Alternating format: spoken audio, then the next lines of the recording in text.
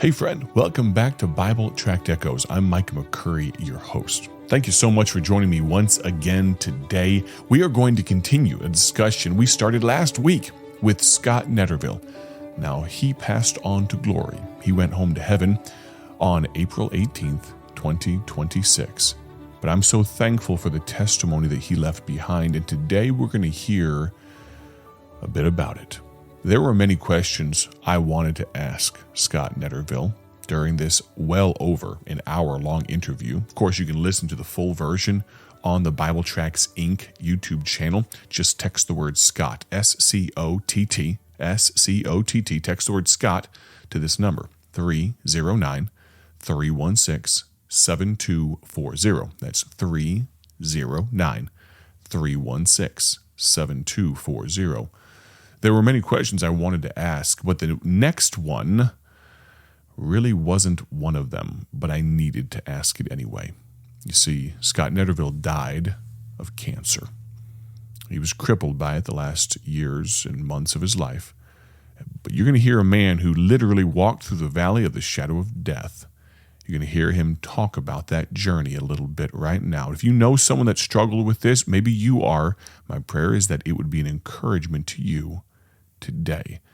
What you're going to hear next is me, during this interview, begin to ask this question. Listen in and listen to what this dear man had to say.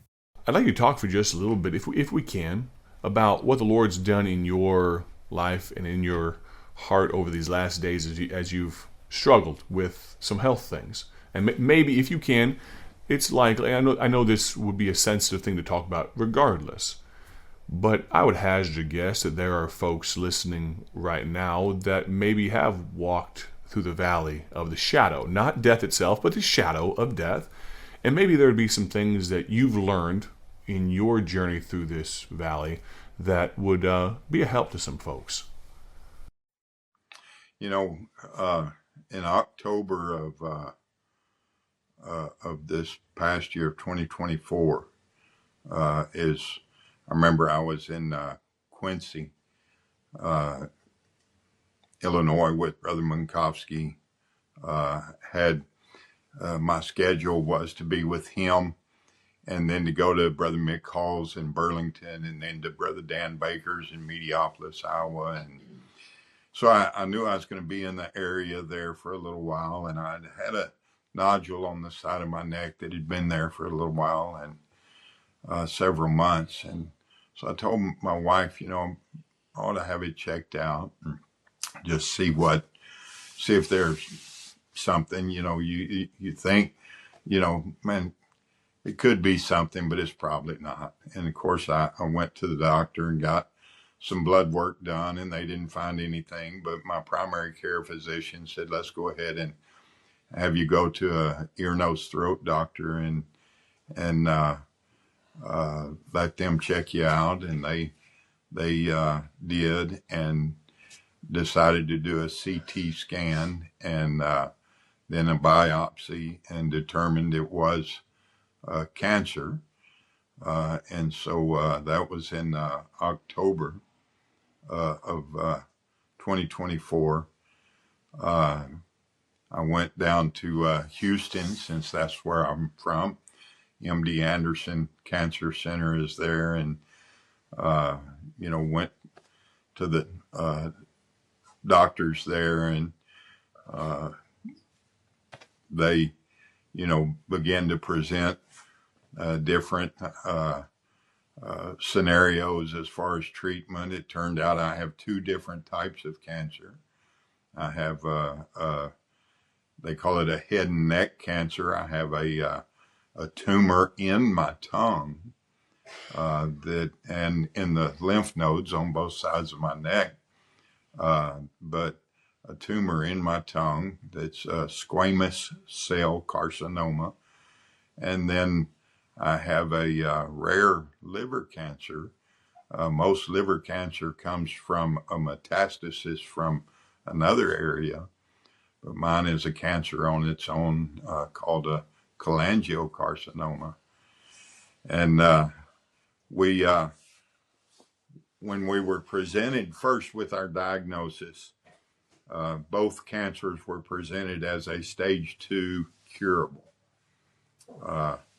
They said, let's do some chemotherapy and immunotherapy on the liver cancer first. It's the most life-threatening, and then we'll go on to do some proton therapy on the head and neck cancer after that. And so we consented to the chemotherapy and immunotherapy on my liver. And that would have started in November of 2024 and ended April of 2024, or 2025, excuse me. And then they did surgery to remove what they thought would be, the remaining small portion of the liver cancer after chemotherapy. And when they opened me up, they found that my cancer had actually grown and gotten worse. And that through the process of time now and up to this date, and we're in December of 2025 now, we found out that it never was a stage 2 curable. It had been a stage 4 incurable all along.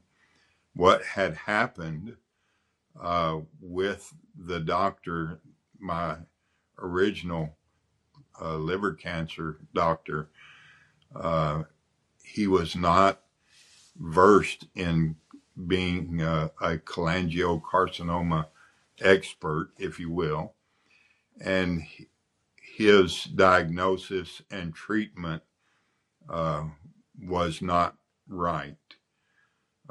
It was later determined that what he did actually hurt me, did not help me, to the point that now they are saying that, if I will do more chemo and harsher chemo, that they could maybe extend my life for a year. If I don't do anything, I have maybe another few months to live. And to be honest, I had to learn this, Brother Micah. God's the one in control. Doctors and medicines and all of that are a gift from God, and I'm thankful for them. I do not blame someone. I'm not going to get into that kind of attitude. I've told my pastor, Brother Angel, I don't want to get bitter with God. I'm not going to get angry because of a misdiagnosis or something. I want to be thankful. I am thankful for the 38 years that God has given me in the ministry to be able to serve Him, to be able to teach others, and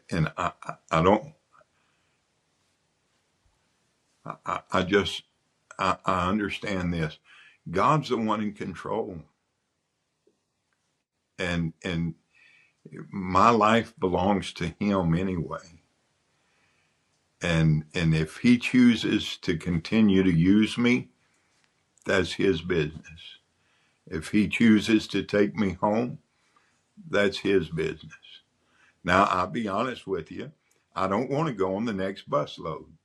In fact, I've told folks, I told my pastor, if the bus showed up at my front door and said it's time to go, I'd resist. I'd say, wait just a minute. But I figure once I got on, I get to heaven, I'm not going to be so upset that I got on. But man, I enjoy serving the Lord. I love preaching. I want to continue on in that. Right now, I'm not able because of my physical condition. I'm very weak and just not able to get in the pulpit and preach. The last few times I guess I have preached, I've had to sit down to preach, but which is awkward for me, being that, you know, the way that we are taught and so on. But I've had to learn that you just have to let God have control and not allow your emotions to take over, as far as, you know, God, this is what I want, and God, this is what you're going to have to do. That's not Christianity. Yes, sir. And that's not the ministry. I belong to the Lord. Yes, sir. And I've said this many times since October of 2024. I would rather be in the will of God and have cancer than be out of the will of God and be cancer free. And I mean that. I don't want to be out of the will of God. I want to, and if God determines to take me home, then it went across his desk before I got cancer. And if he was fine with it, I want to be fine with it. If it's his will, then I want to be in his will. What a testimony. What an incredible attitude. Were there dark days? Oh, absolutely. But what a blessing to hear this man, Scott Netterville, trusting God so completely. Maybe you'd like to listen to the entirety of this interview, well over an hour long. You can text the word Scott, SCOTT. Text the word Scott to my number, 309-316-7240. We're going to come back with just a little more tomorrow here on Bible Tract Echoes. Have a great day for His glory. We'll talk to you soon. God bless.